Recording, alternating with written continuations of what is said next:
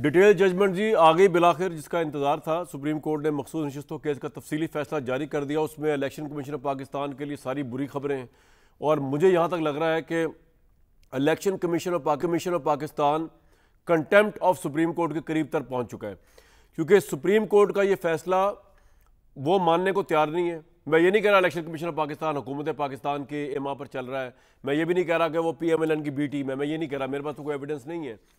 लेकिन the very way they are behaving by not implementing the decision of the Supreme Court of Pakistan, it has taken them very near to the contempt of the court. क्योंकि अगर हम सब supreme court of Pakistan को जवाब दें हैं तो मुझे नहीं पता वो कौन सी क्लॉज है जिसके तहत election commission of Pakistan rightly और रॉन्गली, कई फैसले ऐसे होते हैं, हो सकता है मेरे खिलाफ हुए हों, मुझे पसंद ना हो, लेकिन क्या मेरे पास वो चॉइस है कि मैं कोई आईनी इदारा हूँ या मैं कोई बड़ा इंडिपेंडेंट इदारा हूँ, तो मुझे जो है मुझे तो कोर्ट में जो अकाउंट हो नहीं सकता, मैं तो अकाउंट हो रहा हूँ कोर्ट में। मुझे कोई चीज़ पसंद आ रही हो या ना आ रही हो, मैंने इंप्लीमेंट करना है, ख्वाह वो प्रॉपर्टी का केस है, ख्वाह वो कोई और मुकदमा है। एक आम शहरी पाकिस्तान को, इवन प्रेसिडेंट ऑफ पाकिस्तान को, प्राइम मिनिस्टर ऑफ पाकिस्तान को, हमने देखा यूसुफ रज़ा गिलानी या कंटेम्प्ट में फारिग हो गए थे। तो चीफ इलेक्शन कमिश्नर या इलेक्शन कमीशन का जो पूरा इंस्टीट्यूशन है, ये भी तय हो जाएगा आज मेरा ख्याल से इस तमाम मामले के अंदर, कि वो अगर जिस तरह आम पाकिस्तानी इलेक्शन कमीशन की सैलरियां भी देता है, इलेक्शन कमीशन को कायम भी रखा हुआ है, जिस तरह आम पाकिस्तानी अकाउंटेबल है सुप्रीम कोर्ट ऑफ पाकिस्तान को या आम कोर्ट्स को, क्या इलेक्शन कमीशन जवाबदेह है या नहीं है। फिर इस लॉजिक में बात करेंगे कि ये जो लॉजिक है कि जी पार्लियामेंट बालातर है, तो पार्लियामेंट अगर बालातर है तो उसके बाद सुप्रीम कोर्ट पार्लियामेंट की किसी भी पास करदा आइन, किसी भी पास करदा रूलिंग, किसी भी पास करदा कानून पे अब जजमेंट तो नहीं दे सकती ना, क्योंकि वो तो सॉवरेन है। पार्लियामेंट तो यही कह रही है ना, PMLN की गवर्नमेंट ये कह रही है कि जरा फैसला हम नहीं मानेंगे। इन सो मेनी वर्ड्स वो ये कह रहे हैं फैसला इसलिए नहीं मानेंगे क्योंकि हम समझते हैं अनकॉन्स्टिट्यूशनल, मतलब आइन की इंटरप्रिटेशन का राइट अब सुप्रीम कोर्ट के पास नहीं है। राइटली और रॉन्गली वो भी पार्लियामेंट के पास है, या इलेक्शन कमीशन अगर ठान ले और अड्डा लगा ले उसके पास है। तो अब सिचुएशन बड़ी जो है ना वो वॉर जोन की तरफ जा रही है, क्योंकि मुझे ये लग रहा है कि सुप्रीम कोर्ट का फैसला ना ये हुकूमत मानेगी ना ये इलेक्शन कमीशन मानेगा। उसके बाद सुप्रीम कोर्ट किस हद तक जा सकती है इलेक्शन कमीशन के खिलाफ, तौहीन अदालत कर सकती है, प्राइम मिनिस्टर फारिग हो सकता है, नहीं हो सकता, ये तमाम चीज़ें जो है वो देखने वाली। प्राइम मिनिस्टर तो खैर इसमें नहीं आता, इलेक्शन कमीशन ही आएगा। पहले आपको फैसले की तफसील सुना दूँ जरा। उन्होंने ये कहा है, सुप्रीम कोर्ट के 8 रुकनी बेंच ने अपने तफसीली फैसले के अंदर, PTI कौमी असम्बली में मखसूस नशिस्तों की हकदार है। इलेक्शन कमीशन मखसूस नशिस्तों पर तहरीक इंसाफ के उम्मीदवारों को नोटिफाई करे। इलेक्शन कमीशन ने तहरीक इंसाफ के 80 में से 39 MNAs को तहरीक इंसाफ का जाहिर किया। इलेक्शन कमीशन को कहा है कि वो बाकी 41 MNAs को 15 रोज़ के अंदर दस्तखतशुदा बयान लें। इंतखाबी निशान ना देना सियासी जमात के इंतखाब लड़ने की कानूनी व आइनी हक को मुतासर नहीं करता। आइन या कानून सियासी जमात को इंतखाबात में उम्मीदवार खड़ा करने से नहीं रोकता। इलेक्शन कमीशन मुल्क में जमहूरी अमल का जामिन और हुकूमत का चौथा सतून है, लेकिन कमीशन फरवरी 2024 में अपना ये काम अदा करने में नाकाम रहा है। इसमें इंडिकेशन दी जा रही है इलेक्शन कराने में नाकाम रहा है इलेक्शन कमीशन। मेरा तो ख्याल SP लोगों को मुस्तफ़ी हो जाना चाहिए इलेक्शन कमीशन से, लेकिन बहरहाल पेशावर हाई कोर्ट का फैसला कालअदम करार देते हैं। इलेक्शन कमीशन के 1 मार्च के फैसले की कोई कानूनी हैसियत नहीं। PTI के केस में फरीक बनने की दरख्वास्त हमारे सामने मौजूद थी, ये अदालत मुतअद्दिद मुकामात पर कह चुकी, मुकम्मल इंसाफ करते हैं।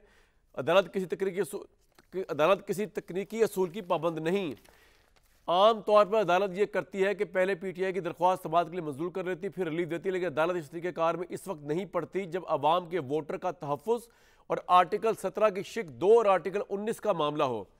ऐसे वक्त में इससे कोई फ़र्क नहीं पड़ता कि हमारे सामने सुन्नी इत्तेहाद कौंसिल थी या PTI या कोई और सियासी जमात। इंतखाबी निशान वापस लिए जाने का मतलब ये नहीं कि सियासी जमात के आइनी हकूक़ ख़त्म हो गए। सुप्रीम कोर्ट बल्ले का निशान वाले केस में पार्टी के आइनी हकूक़ वज़ा करती तो कन्फ्यूजन पैदा ही ना होती। इलेक्शन कमीशन ने भी अपने हुक्मनामे में PTI के आइनी हकूक़ वाजिया नहीं किए और अदालत और इलेक्शन कमीशन को मद्देनज़र रखना चाहिए था कि इंतखाबी शेड्यूल जारी हो चुका है, वाजिया कानून के बगैर किसी को सजा नहीं दी जा सकती।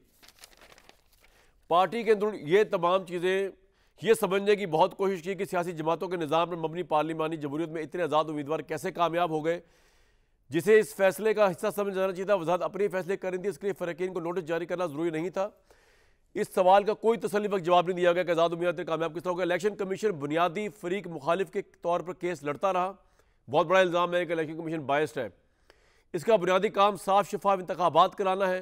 रूल 94 की वजाहत आइन के आर्टिकल 51 दिस के तहत है। रूल 94 के तहत मखसूस नशस्तों की लॉटमेंट का तरीक़ाकार मुख्तस है। इंतखाबी निशान ना होने पर मखसूस नशस्तें ना दिए जाना इलेक्शन कमीशन की तरफ से इजाफी सज़ा है। इंट्रा पार्टी इंतखाबात ना कराने की सज़ा, इंतखाबी निशान वापस लेने से ज़्यादा कुछ नहीं। ये तमाम चीज़ें आज की बात में बताई गई। अदालत का मंशा ये था कि अगर आप किसी से इंतखाबी निशान वापस ले भी लें तो आप उससे उसके पॉलिटिकल पार्टी होने का हक़ नहीं छीनते। और अदालत ने इस तफसीली फ़ैसले में आइन के आर्टिकल 5160, आइन के आर्टिकल 1063C और सेक्शन 215 और इलेक्शन एक्ट 217 में भी बताया है कि कहीं ये नहीं लिखा, ये जो डेफिनेशन है, बल्कि उन्होंने ये कहा है कि जो आपका इलेक्शन रूल है 217 का, जिसके अंदर लिखा हुआ है कि जी पॉलिटिकल पार्टी वही होगी जिसके पास निशान होगा। तो अदालत ने चैलेंज किया इलेक्शन कमीशन के इस रूल को या इलेक्शन एक्ट के इस रूल को। उन्होंने कहा कि ये जो रूल है ये कॉन्स्टिट्यूशन में कहीं नहीं लिखा, बल्कि ये आइन के आर्टिकल्स 5160 और 163C की सरियन खिलाफ वर्जी है। पूरे का पूरा केस है आज ये इलेक्शन कमीशन के ख़िलाफ़, उनके डिले करने के हवाले से। और आज बड़ा इंपॉर्टेंट मामला चल रहा है जस्टिस मंसूर अली शाह जजेस कमेटी को, जिस तरह आपको पता है कि हुकूमत ने एक नई तरमीम लेके आए।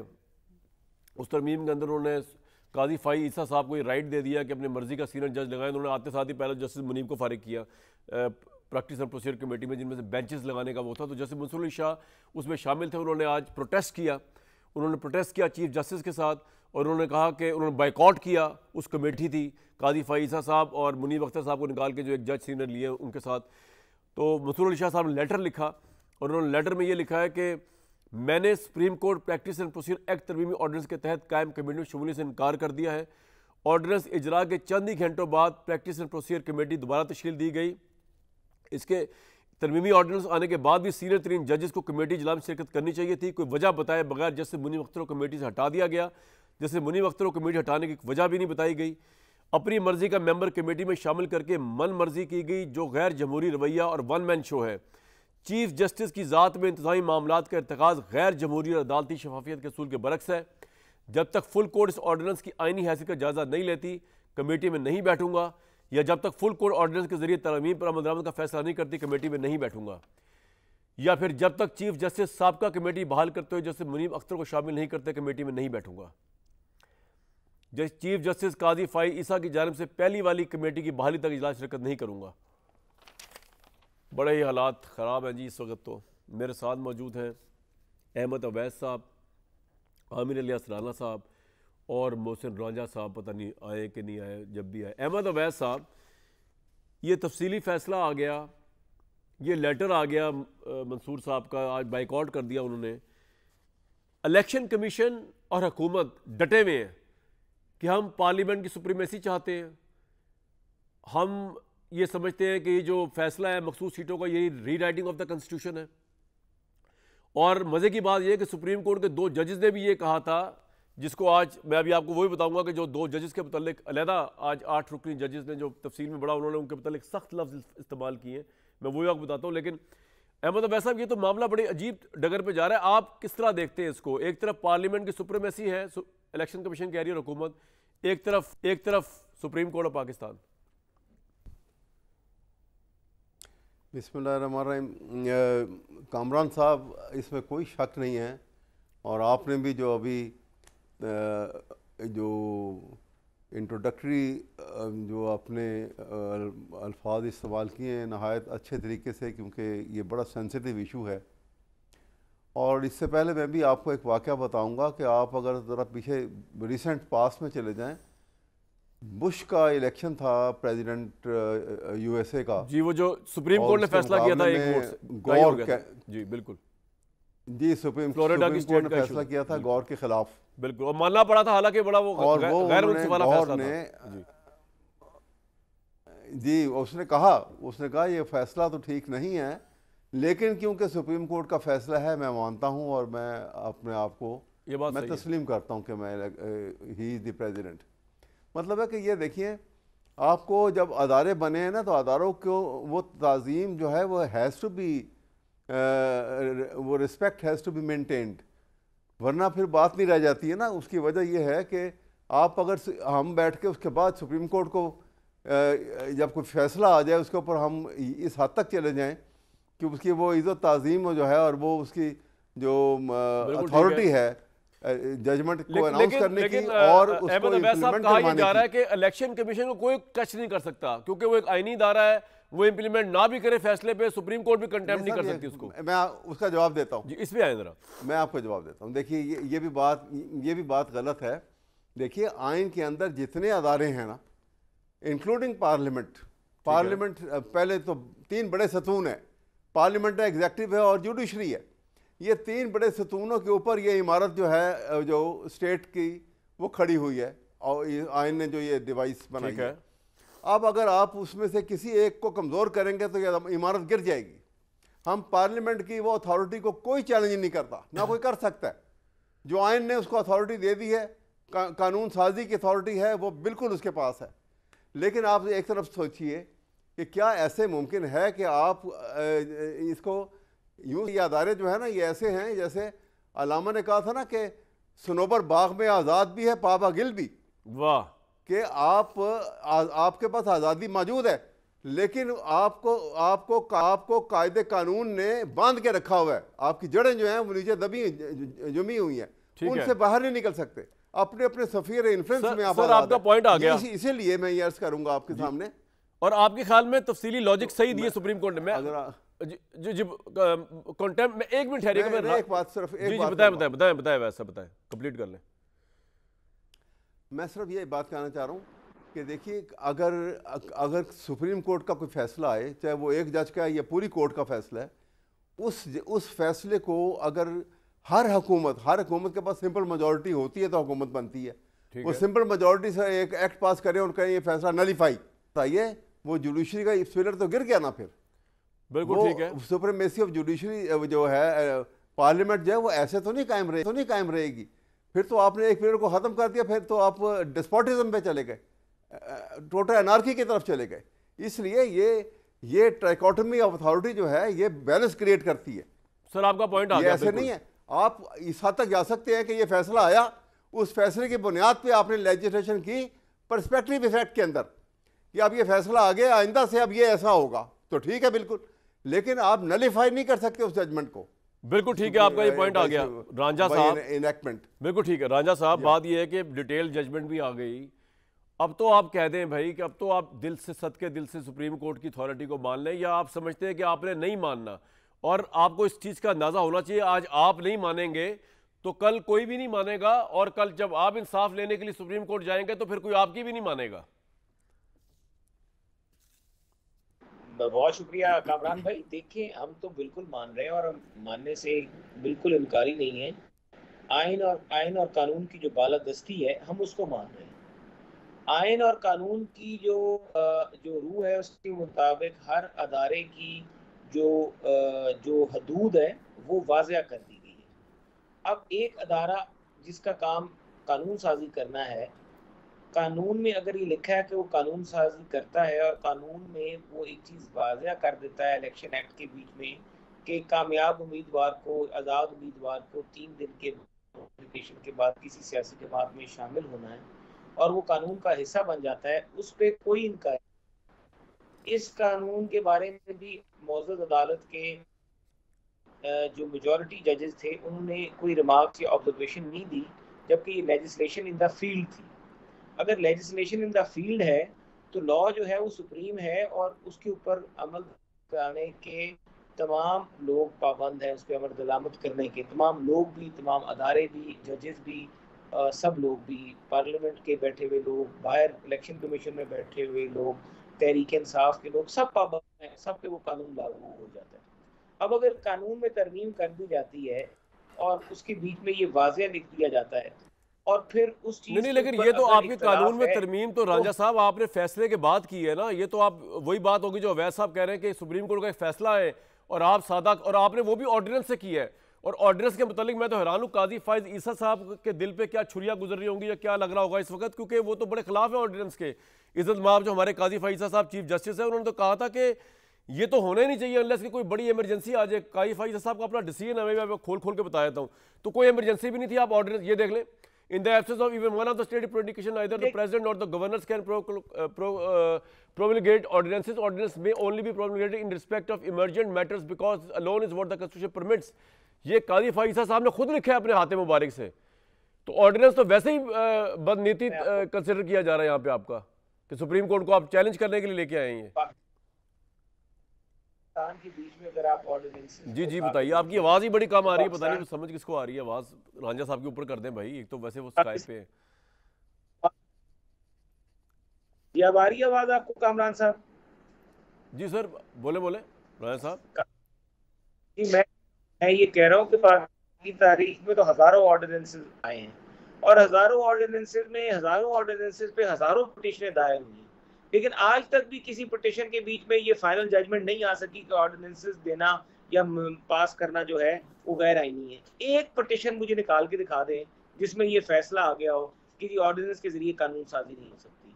जजेस इस फैसले को आखिरी स्टेज तक जरूर लेके जाते हैं, आइन की बालादस्ती को जरूर क्वेश्चन करते हैं, लेकिन जब फैसले का वक्त आता है तो कोई final judgement in the field. Ranjha साहब, आपके ख्याल में election commission of Pakistan supreme court अगर अमल नहीं कर रहा, कंटेम्प्ट करेगा वो, या आप कह रहे हो बिल्कुल ठीक कर रहा है, अमल नहीं करना चाहिए स्पेशल सीट्स वाले? यस और नो में बताएं सर। अभी नजर सानी की दरखास्त भी है, फैसले के खिलाफ नजर सानी की दरखास्त भी है, और नजर सानी की दरखास्त पे समाअत होना भी बाकी है। तो अब नजर सानी होगी, इस पर समाअत होगी। आप नजर सानी के बाद जो सुप्रीम कोर्ट का फैसला आएगा आप मान लेंगे? आपका स्पीकर, आपका इलेक्शन कमीशन, देखिए वो तो मानने के आईनी तौर पे, दस्तूरी तौर पे सब पाबंद है ना, उस पर तो कोई मुबालगा नहीं, जरूरी नहीं है पाकिस्तान में, जरूरी नहीं है। अभी देखें सुप्रीम कोर्ट के इलेक्शन की बात नहीं मानी गई, सुप्रीम कोर्ट का अभी तक स्पेशल सीट इसका फैसला इंप्लीमेंट नहीं हुआ। पाकिस्तान में ये जरूरी नहीं है कि आप सुप्रीम कोर्ट का रिस्पेक्ट करें, कोई जरूरी नहीं है। वो कोई ऐसी बात आपको मुंह से कह तो देना कि करेंगे, मतलब मुझे तो शक है आप नहीं करेंगे। मैं आपको बता रहा हूँ पाकिस्तान के दस्तूर में लिखा हुआ है कि ऑर्डिनेंसेस के जरिए कानून साजी की जा सकती है। और सर ऑर्डिनेंस के जरिए कानून साजी ऐसी तो नहीं हो सकती कि सुप्रीम कोर्ट के फैसले के खिलाफ कानून साजी करें, वहां से फैसला है वहां से कानून साजी कर दिया आपने। यार ये तो मौकरी है। फिर मुझे भी राइट दे कि मेरा ट्रैफिक का चलान हो या सुप्रीम कोर्ट में या कोई कोर्ट के अंदर मुझे कोई सजा हो, तो मुझे भी राइट दे कि पंजाब असेंबली मेरे हाथ की छड़ी हो और वो मेरे हक में लेजिस्लेशन कर दे कि कामरान शाहिद को जेल में नहीं डाल सकते आप। ये क्या बात हो यार? आइन में, पाकिस्तान के आइन में कहां दर्ज है कि कोई फैसला हो तो उसके ऊपर कानून साजी नहीं हो सकती? उसके खिलाफ आप कर रहे हैं ना, उसके आगे से करें ना आप। ये तो फिर हर फैसला चलें, ये तो आपने नया ट्रेंड दे रहे हैं। अब ये नया ट्रेंड दे रहे हैं मुबारक हो आपको। देखिए पाकिस्तान अगर तो ये चीज दर्ज है कि ये नहीं होना चाहिए, तो ये आप बिल्कुल ऐसे ही कह रहे हैं कि मैं अगर सिग्नल क्रॉस करता हुआ जुर्माना हो जाए या जेल में चला जाऊं, किसी को किसी और केस के अंदर को मार दिया, तो अब आप लेजिस्लेशन कर दें मेरे हक में कि जी गाड़ी से टक्कर को कत्ल कंसिडर नहीं किया जाएगा। सिग्नल क्रॉस करना गैर कानूनी नहीं, क्योंकि आप पार्लियामेंट ने लेजिस्लेशन कर दिए कामरान शाहिद के हक में। अगरचे मेरे हक में तो आप नहीं करेंगे, लेकिन एग्जैक्टली आप यही कह रहे हैं कि वहां से फैसला आएगा या कानून जो मौजूद है उसकी आप वायलेशन करें, और उसके बाद उसमें फैसला है, उसके बाद आप एक ऑर्डिनेंस ले आए कि जनाब हमने ठीक कर दिया है। This is what you are doing sir. Kamran ji Kamran भाई, अगर तो आइन में लिखा है जो आप फरमा रहे हैं तो फिर मैं गलत। अगर आइन इस चीज की इजाजत देता है तो फिर आइन के बीच में कोई या कानून के बीच में कोई तब्दीली ले आए जो इससे इख्तलाफ करते हैं, हम तो कुछ नहीं कह सकते। ठीक है, मैं जरा कानून पॉलिटिकल एनालिसिस लेता हूं देता इसकी वजह से। जी क्या कह रहे हैं आप अवैध साहब? मैंने कहा आइन ये इजाज़त नहीं देता है कि आप सुप्रीम कोर्ट के फैसले को नलीफाई कर दें बाई सिंपल लेजिस्लेशन। सही है। आमिर इलियास राणा साहब, हाँ, सर ये कहीं नहीं है। वैसा पॉइंट आ गया आपका। राणा साहब, आपके ख्याल में एक पॉलिटिकल टेम्परेचर क्या इस वक्त है इस डिटेल होने के बाद? इसमें जिस तरह उन 2 जजेस के मुतालिक सुप्रीम कोर्ट का क्या टेम्परेचर, 2 सुप्रीम कोर्ट के जजेस के मुतालिक बड़ी सख्त लैंग्वेज यूज़ की 8 जजेस ने, और ये उसका रिएक्शन नजर आ रहा है कि जो 2 जजेस ने कहा था इलेक्शन कमीशन को कि जनाब अगर अनकॉन्स्टिट्यूशनल ये है मामला तो आप इसको बिल्कुल इंप्लीमेंट ना करें, ये भी क्रॉस द लाइन की गई थी उस तरफ से। और इसी तरह जिस तरह मंसूर अली शाह ने बाइकआउट किया जस्टिस मंसूर अली शाह साहब ने काजी फाइज ईसा साहब के बेंच का, क्या टेम्परेचर देख रहे हैं सर? बहुत मज़े की सिचुएशन है। इसको मज़े की इसलिए कहेंगे कि हमारे इस मुल्क में कोई पहली दफ़ा नहीं हो रहा कि आइनी ब्रेकडाउन होने जा रहा है और किसी को कोई फ़िक्र है। मंसूर अली शाह साहब का भी एक फ़ैसला स्पीकर भी लाएंगे मैदान में और ईसीपी भी लाएगा कि उन्होंने लिखा है कि सुप्रीम कोर्ट के फैसले के बाद कानून साजी की जा सकती है, वो भी आएगा सामने। मंसूर अली शाह साहब ने आज कमेटी का बाइकआउट एक ख़त करके किया है और उसके बावजूद कमेटी की मीटिंग हो गई और काजी फायज़ साहब ने उस आर्डीनेंस पे अमल दरामद शुरू कर दिया है, जिस पे आप कह रहे थे कि उन्होंने बहुत कुछ लिखा और बोला है। तो एक तो उन्होंने मान लिया है और उन्होंने बेंच भी बना दिए हैं और 2 बेंच बनाए हैं, जिसमें एक में मुनीब अख्तर साहब हैं और एक में हेड कर रहे हैं मंसूर अली शाह साहब। अब क्या ये दोनों उससे रिग्रेट करेंगे, ये भी एक नई हमें चीज़ देखनी होगी कि फिर कोर्ट कहाँ बैठेगी, क्योंकि supreme court versus supreme court है। देखिए 2 जज साहिबान ने फैसला लिखा, अकलियती नोट है और उसके ऊपर 8 जजों ने बड़ा ठीक ठाक किस्म की जवाबी रेप्रिमांड ही कहेंगे वो किया है और गुस्सा उन जजों का निकाला है उस 5 रुकनी इलेक्शन कमीशन पे, जिसके फैसले को इलेक्शन कमीशन नहीं लेके गया। पहले सुन्नी इत्तेहाद कौंसिल वहाँ लेगी पेशावर हाई कोर्ट और फिर सुप्रीम कोर्ट ले गई, इन्होंने तो नहीं किया ना। मतलब फिर इलेक्शन कमीशन को तो बंद कर देना चाहिए कि आइन के अंदर जो प्रोविजंस हैं, आपने पहले भी 2 जजों के बकौल आइन से बालातर जाके आइनी शिकों को सस्पेंड करते हुए आज खुद नोटिस भी बनाया इसे 187 में। एक मिनट मैं ज़रा बात बताता हूँ कि 187 में आपने मुकम्मल इंसाफ दिया। मुझे ये बताएं ना, उस इलेक्शन कमीशन के ऊपर जितने फैसले में लिखे गए हैं उसके फैसले को सुप्रीम कोर्ट ने अपहेल्ड किया। पहले जब उन्होंने बल्ले का निशान वापस लिया तो वो मैंने और आपने तो नहीं किया था, वो भी तो सुप्रीम कोर्ट का फैसला है। और उन्होंने मुत्तफ़िका फैसला किया था कि हम बल्ले का निशान वापस ले रहे हैं। जब टिकटों का फैसला आया तो वो जो मखसूस नशिस्तों का, तो वो 4-1 से था। मुत्तफ़िका ये था कि पीटीआई को नहीं दी जा सकती। ये फैसला 4-1 का था कि ये आप जब बाकी लोगों को देने जा रहे थे तो पंजाब के मेंबर बाबर भरवाना साहब ने कहा कि नहीं, इसमें आईनी तरमीम कर लें तो फिर ठीक है, लेकिन पीटीआई या सुन्नी इत्तेहाद कौंसिल को उन्होंने भी नहीं मानना था। क्या वो आइन के तहत इदारा काम नहीं कर रहा, वो घर से बुला के रूल्स लाता है? नहीं, वो तो जब आप कहते हैं कि जब कोई चेयरमैन ना रहे,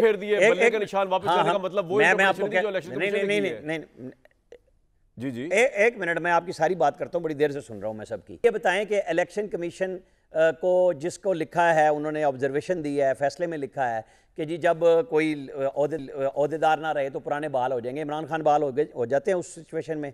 मुझे अहमद अवैस साहब बता दें, जब वो नहीं है। बैरिस्टर गौहर ने कुल 6 लोगों को टिकट इशू किए, जिनको रिटर्निंग अफसर माने या ना माने, बैरिस्टर गौहर ने अपने आप को भी टिकट नहीं दिया।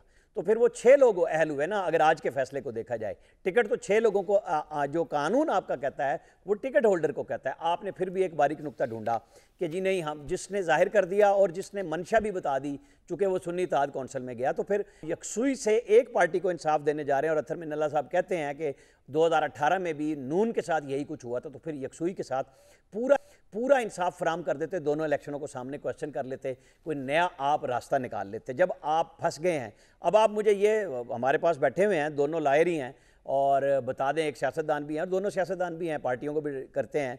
अगर आपने कंटेम्प्ट करनी है तो कौन इशू करेगा कंटेम्प्ट का? एक तो अपील करेगी,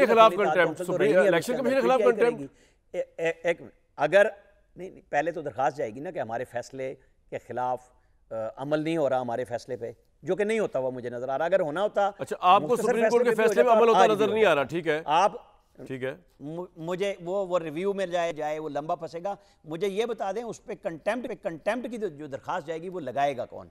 चीफ जस्टिस खुद लगाएंगे, वो कमेटी लगाएगी जो आज नई बन गई है, जिससे मंसूर अली शाह साहब उठ गए हैं। तो बताएं कहां फंसेंगे हम? एक मिनट, हम सारे के सारे पार्टी को मुकम्मल इंसाफ फराहम किया गया। सर जो नया ऑर्डिनेंस है, आमिर अल्लाह राणा साहब कह रहे हैं अगर कंटेम्प्ट की प्रोसीडिंग करनी हुई इलेक्शन कमीशन के खिलाफ कि वो फैसला इंप्लीमेंट नहीं कर रहे इवन रिव्यू पिटीशन के बाद भी, तो ये बड़ा अहम पॉइंट है आमिर साहब का। वो कह रहे हैं कि कंटेम्प्ट कौन किस तरह लगेगी? सुप्रीम कोर्ट का चीफ जस्टिस तो बिल्कुल नहीं लगाएंगे। रिव्यू के बाद नहीं कहा, मैंने कहा रिव्यू तक फैसला नहीं अमल दरामद हो रहा, मैंने ये बात। चले जब भी नहीं हो रहा यार, मैं तो कह रहा हूं कि बात तो ये है ना, पॉइंट तो ये है कि अगर नहीं हो रहा कंटेम्प्ट क्या कैसा लगेगा? देखिए पूछ लें आप। ये तो नहीं है ना, एक बात तो एक ये है, आप आर्टिकल 189 को पढ़ें या आर्टिकल 190 को पढ़ें, वहाँ कहीं पे ये कोई बंदिश नहीं लगाई है कंडीशन कि रिव्यू जब तक पेंडिंग है तो फैसला इंप्लीमेंट नहीं होगा। सुप्रीम कोर्ट का जब जजमेंट आ गई, it has to be implemented. ठीक है, लेकिन अगर अब सवाल ये है कि कंटेम्प्ट कौन लगाएगा? सब चीजें आर्टिकल 7 और 5 भी पढ़ लेना। आर्टिकल 7 और 5 के तहत इलेक्शन कमीशन पार्लियामेंट के आगे जवाब दिया है। नहीं, आप देखिए, सुनिए, इसमें जो इलेक्शन कमीशन है ये, वो आपको पता है कि उसके फैसले के अगेंस्ट अपील सुप्रीम कोर्ट में है। एपलेट अथॉरिटी तो सुप्रीम कोर्ट है उसकी, सही, इसलिए वो उसकी ये अहम पॉइंट है। लेकिन वैसा साहब एक अहम पॉइंट जो आबिर साहब ने उठाया है, कंटेम्प्ट कौन लगाएगा अगर लगानी हुई, ये 8 जजेस फैसला करेंगे कि उनका फैसला इंप्लीमेंट नहीं कर रही इलेक्शन कमीशन, या सुप्रीम कोर्ट के चीफ जस्टिस लगाते हैं? कंटेम्प्ट प्रोसीडिंग कौन करेगा? जी बिल्कुल, वो फैसला वो 8 जजेस का नहीं, ये फैसला सुप्रीम कोर्ट का फैसला है। ठीक है, अगर 2 जज भी बैठे हों और एक फैसला फाइनल हो जाता है, वो फैसला सुप्रीम कोर्ट का गिना जाता है। ये 8 का फैसला सुप्रीम कोर्ट का फैसला नहीं सर, तो कंटेम्प्ट की प्रोसीडिंग जो है वो वो कोई भी जज स्टार्ट कर सकता है, आप ये कह रहे हैं? कोई भी जज 1 2 3 8 कोई भी कर सकता है? जी जी, वो ही करेंगे, वो यही बेंच शुरू करेगा ना जी, जो ये बेंच ये था जिनकी बेंच बनाएगा कौन सर? मैं यही तो फैसला जो है वो सुप्रीम कोर्ट का गिना जाता है। हाँ, वो तो फिर 13 रुकनी फुल कोर्ट थी ना जी। बिल्कुल, अब तो बेंच नहीं रहा ना, अब वो कोई नहीं करेंगे कंटेम्प्ट, अब तो फैसला आ गया है। चीफ इलेक्शन कमीशन अगर फैसले का अमल नहीं करता, एक मिनट जी वैसा मेरी बात सुन लीजिए, कंटेम्प्ट के लिए कोई 13 रुकनी जरूरत नहीं है। कंटेम्प्ट के लिए 2 जज बैठ के भी, 3 जजेस बैठ के भी वो नोटिस इशू कर सकते हैं और वो प्रोसीडिंग सुन सकते हैं, क्योंकि ये फैसला जिसकी जो वायलेशन हो रही है वो सुप्रीम कोर्ट का फैसला। सर मैं एक ब्रेक लूंगा, एक पॉइंट ये है कि अब कंटेम्प्ट की क्या खुद नोटिस पे होगी, या कंटेम्प्ट की प्रोसीडिंग जो है वो बेंच बनाता है और सुप्रीम कोर्ट का चीफ जस्टिस बेंच को बनाता है? अब वो चेंज हो गए ना, अब तो मंसूर अली शाह साहब तो बैठ सकते हैं, लेकिन चीफ जस्टिस और उनके साथ एक दूसरा बंदा उनका जो होगा वो मेजोरिटी बनाएगा, तो बेंच वो बनाएगा। डिटेल फैसले में जी बड़ी चीज़ों को एड्रेस किया कोर्ट ने। उन्होंने कहा है कि जो यानी ऑब्वियसली हम तो ये सवाल उठाते आ रहे थे और हुकूमत खास तौर पर उठा रही थी, उसको भी एड्रेस किया है कि पीटीआई किस तरह केस में फ्रीक थी नहीं, वो किस तरह बन गई। तो उन्होंने इसको एड्रेस करते हुए कहा है कि ये बात सही है कि केस में फ्रीक जब दरख्वास्त ही मौजूद ना हो, लेकिन यहाँ पे वो कह रहे हैं कि पीटीआई की केस में फ्रीक बनने की दरख्वास्त हमारे सामने मौजूद थी और अमूमी तौर पर फ्रीक बनने की दरख्वास्त पर पहले फैसला किया जाता है, लेकिन अदालत इस तरीक़ाकार में उस वक्त नहीं पड़ती जब अवाम के वोटर का तहफ़्फ़ुज़ और आर्टिकल 17 की शिक 2 और आर्टिकल 19 का मामला हो। ऐसे वक्त में इससे कोई फ़र्क नहीं पड़ता कि हमारे सामने सुन्नी था कौंसिल या पीटीआई या कोई और सियासी जमात थी। ये बड़ा अहम पॉइंट लिखा है तफसीली जजमेंट के अंदर। और एक और बड़ा इंपॉर्टेंट पॉइंट है कि supreme court PTI intra party case में पार्टी के आइनी हकूक वाज़ा करती तो कन्फ्यूजन पैदा ना होती। और इलेक्शन कमीशन के ऊपर तो खैर ठीक ठाक बात की है, लेकिन 2 जजेस जो हैं जिन्होंने इख्तलाफी नोट लिखा था इस फैसले में, उसके मतलब भी बड़ी सख्त लैंग्वेज इस्तेमाल की है इस डिटेल जजमेंट ने कि साथी जजेस के 3 अगस्त के इख्तलाफी नोट सुप्रीम कोर्ट के जजेस के हवाले से मुनासिब नहीं। 8 जजेस ने 2 जजेस को कहा है। इन जजेस ने कहा कि हमारा फैसला इनके मुताबिक नहीं। जस्टिस अमीनुद्दीन, जस्टिस नईम अख्तर अफगान का अमल सुप्रीम कोर्ट के जजेस के मनसिब के मुनाफी है। बेंच मेंबरान वो कानूनी तौर पर हकायक और कानून से इख्तलाफ कर सकते हैं, साथ ही जजेस मुख्तलिफ राय भी दे सकते हैं, दूसरे की राय पर कमेंट्स भी दे सकते हैं, मगर जिस तरीके से जजेस ने इख्तलाफ किया वो सुप्रीम कोर्ट के जजेस के तहम्मुल और शाइस्तगी से के मेयार से कम है। ज़्यादा पर शायक उस्मानी साहब, सुप्रीम कोर्ट की डिटेल जजमेंट आ गई है, आपसे सिर्फ जानना ये था कि अगर इलेक्शन कमीशन ऑफ पाकिस्तान या चीफ इलेक्शन कमिश्नर जो है वो जिस तरह डिले कर रहे हैं, अभी भी 5वां उन्होंने इजलास बुला लिया लेकिन सुप्रीम कोर्ट के फैसले पे इंप्लीमेंट नहीं किया, क्या कोई ऐसा तरीका है कि इलेक्शन कमीशन भी कंटेम्प्ट उसको हो सकती है सुप्रीम कोर्ट से, या इलेक्शन कमीशन आज़ाद आईनी इदारा है वो सुप्रीम कोर्ट को जवाब दे नहीं है कंटेम्प्ट के तनाजुर में? देखिए, अगर सुप्रीम कोर्ट की जजमेंट को उन्होंने इम्प्लीमेंट नहीं किया और अगर सुप्रीम कोर्ट ने कल या परसों तक ये जो आज डिटेल जजमेंट आई है इसको इंटरिम ऑर्डर से सस्पेंड नहीं किया, तो उस सूरत में कंटेम्प्ट ऑफ कोर्ट की नोटिस इशू होगी, उनको होगी, और शायद और लोग भी जो रिस्पॉन्सिबल हैं गवर्नमेंट में अगर कोई है रिस्पॉन्सिबल उनको भी हो सकती है, और सबका हशर वही होगा जो आपको याद होगा वो गिलानी साहब का, यूसुफ रज़ा गिलानी साहब का हुआ था। सर लेकिन ये कहा जाता है कि इलेक्शन कमीशन कॉन्स्टिट्यूशन में लिखा हुआ है कि सिर्फ पार्लियामेंट को जवाब दे है, तो वो कह रहे हैं सुप्रीम कोर्ट को जवाब दे नहीं है, उस तरह ये कहा जाता है। जवाबदेह की बात नहीं, जवाबदेह की बात नहीं। यहाँ पे तो सुप्रीम कोर्ट का जो ऑर्डर है वो सब पे लाजिम है कि उसको इम्प्लीमेंट करें। जवाबदेह की बात नहीं यहाँ पर, आपको इम्प्लीमेंट करना है। अगर आपको उसके खिलाफ कोई ऑब्जेक्शन है तो आप रिव्यू पिटीशन फाइल करें जो उन्होंने फाइल की है, और वो उसका अगर फैसला आ जाता है तो ठीक है, अगर सस्पेंड हो जाती है जजमेंट तो ठीक है, अगर नहीं होती तो तो शायद उस्मानी साहब आप ये कह रहे हैं कि चीफ इलेक्शन कमिश्नर अगर सुप्रीम कोर्ट के हुक्म की पामाली करते हैं, इंप्लीमेंट नहीं करते, उन पर भी कंटेम्प्ट ऑफ कोर्ट लग सकती है और वो अपनी जॉब से बर्खास्त भी हो सकते हैं। जी जी बिल्कुल, फौरन। अच्छा सर, दूसरा ये बताइएगा कि कंटेम्प्ट की प्रोसीडिंग कौन स्टार्ट कर सकता है? अगर बेंच प्रैक्टिस और प्रोसीजर अब जो एक्ट आया है, एक्ट हमारे सामने आ गया है, उसमें तो काजी फायद ईसा साहब चीफ जस्टिस और एंड सेकंड मोस्ट सीनियर और एक और यही बेंच तश्कील लेंगे, या कंटेम्प्ट कोई भी प्रोसीडिंग शुरू कर सकता है कोई भी सुप्रीम कोर्ट का जज इलेक्शन कमीशन के खिलाफ? नहीं, ये तो जो बेंच जिसने ऑर्डर पास किया है, जो वो करेगी, नोटिस इश्यू करेगी। वो 8 रुकनी बेंच है? जी जी, वो नोटिस करेगी कि आप आए बताएं कि क्यों नहीं आपने इसको इम्प्लीमेंट किया। अच्छा, और सर इस तरह तो फिर ये स्पीकर कौमी असेंबली जो है और इनको भी कुछ तसला नहीं है सुप्रीम कोर्ट के आगे अगर इम्प्लीमेंटेशन नहीं होती?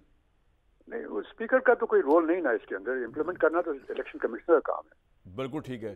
तो आप सर कह रहे हैं कोई चॉइस नहीं है इलेक्शन कमीशन के पास इसके अलावा कि इस पे इम्प्लीमेंट किया जाए? नहीं, चॉइस है ये कि वो रिव्यू पिटिशन अपनी उसको कल लगवाएं और इस जजमेंट को वो सस्पेंड करवाएं। अच्छा, और सर अगर सस्पेंड नहीं होती, रिव्यू पिटिशन लग भी जाए और सस्पेंड, और रिव्यू पिटिशन लगाना फर्ज है सुप्रीम कोर्ट पे, या वो रिव्यू पिटिशन की मर्जी है उनकी रिव्यू पिटिशन ले या ना ले?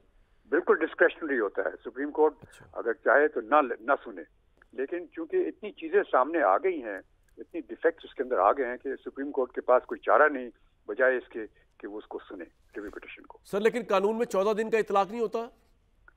क्या मतलब 14 दिन का? सर फैसला आने के 14 दिन के अंदर रिव्यू पिटिशन के लिए जाना होता है, अब तो काफी दिन हो गए। नहीं, वो तो रिव्यू पिटिशन कब की फाइल हो चुकी है। अच्छा, वो एक्सेप्ट होगी, ठीक है, क्योंकि वो डिटेल जजमेंट का वेट हो रहा था। बिल्कुल ठीक। वो सिर्फ ये है कि सुप्रीम कोर्ट ने भी फैसला करना है कि वो सुने कि नहीं सुनेंगे। बिल्कुल सही। और सुप्रीम कोर्ट के सर उन 8 जजेस ने फैसला करना है या पूरे बेंच ने करना है फैसला जो उसके अंदर था? नहीं, ये तो पूरी जो बेंच जो जिसने के फैसला किया था, शुरू में जिसने हियरिंग की थी, वो सारी की सारी बेंच होगी, वो सारी बेंच। और सर सुप्रीम कोर्ट इस रिव्यू पिटिशन के फैसले से पहले भी कंटेम्प्ट जारी कर सकती है इलेक्शन कमीशन पे? नहीं, जब अगर एक्सेप्ट होगी रिव्यू तो फिर नहीं। हाँ, अगर रिव्यू पिटिशन एक्सेप्ट होगी, हियरिंग के लिए एक्सेप्ट होगी, तो नहीं होगी कंटेम्प्ट। एक लास्ट मुझे इमरान साहब एक सवाल मैं छोटा सा पूछना जी, आमिर इलियास राना साहब एक सवाल पूछना चाह रहे हैं सर, अगर आप इजाजत हो। जी पूछे। जस्टिस शाइक साहब से मैं, ये जो आर्टिकल 220 है जिसमें इलेक्शन कमीशन के इख्तियारात हैं और एक तरफ सुप्रीम कोर्ट का आर्टिकल 190 है, तो क्या होगा इसके अंदर?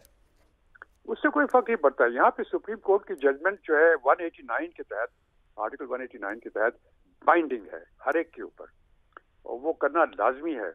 अगर वो स्टे हो जाती है, अगर उसको सस्पेंड हो जाती है तो ठीक है, अगर नहीं सस्पेंड होती तो उनको एक्सेप्ट करना पड़ेगा। शाइक साहब एक बात और थी कि जिस तरह के इन्होंने एक ऑर्डिनेंस लेके आई हुकूमत, और इन्होंने कहा कि इसे प्रैक्टिस प्रोसीजर के ऊपर बात कर लेते हैं कि ऑर्डिनेंस लेके आए, ये हो सकता है कि सुप्रीम कोर्ट का एक डिसीजन हो और आप एक ऑर्डिनेंस ले आए या आप एक एक्ट ले आए जो उस फैसले को न्यूलिफाई कर दे, ये भी हो सकता है?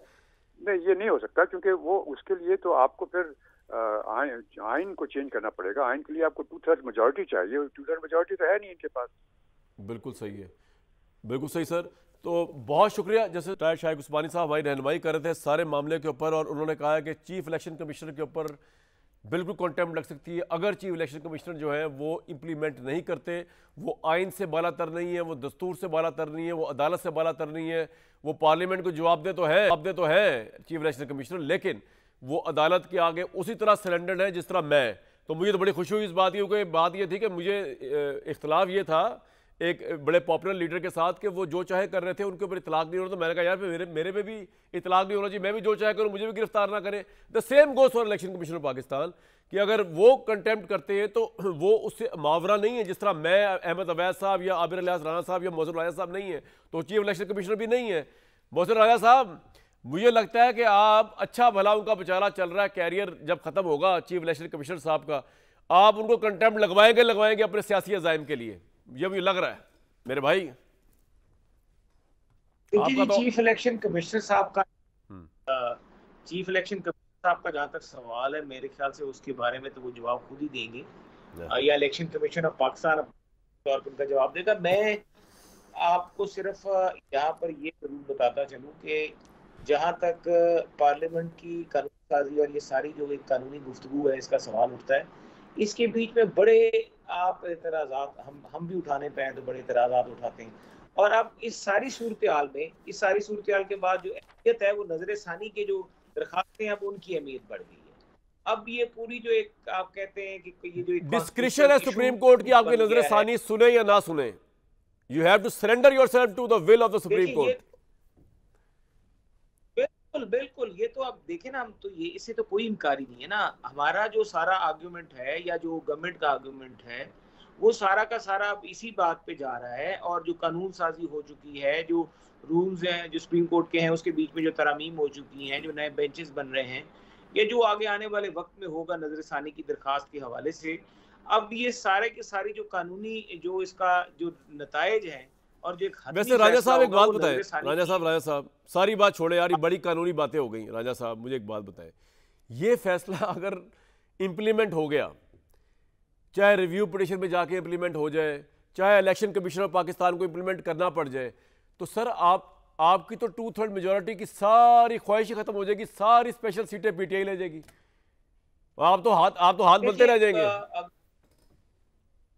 फैसला जो है ना जी, अगर फैसला तो एक ऐसी चीज है, उसके बाद तो फिर अगर हो जाता है तो फिर तो कोई गुंजाइश नहीं, फिर तो आप जिस तरह कह रहे हैं तो फिर कोई सियासी तौर पे कोई चीज सामने नजर नहीं आती, फिर तो वही होगा जो इस तरह आप फरमा रहे हैं। लेकिन अभी कहते हैं कि कप और लिप्स के बीच के दरमियान में काफी फासला होता है और उसके बीच में कुछ भी हो सकता है।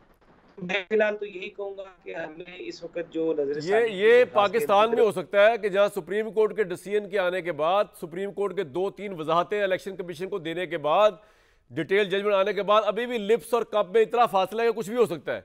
मतलब यार व्हाट इज दिस ये तो बनाना रिपब्लिक के करीब ले गई पीएमएलएन की गवर्नमेंट इस मुल्क को। साहब ये तो लॉ ऑफ नेचर है, वो बनाना होती है ना रिपब्लिक, उसमें उसकी कोई कमर नहीं होती, वो पोजीशन है आप लोगों ने कर दी इस ये तो एक पीएमएलएन ने।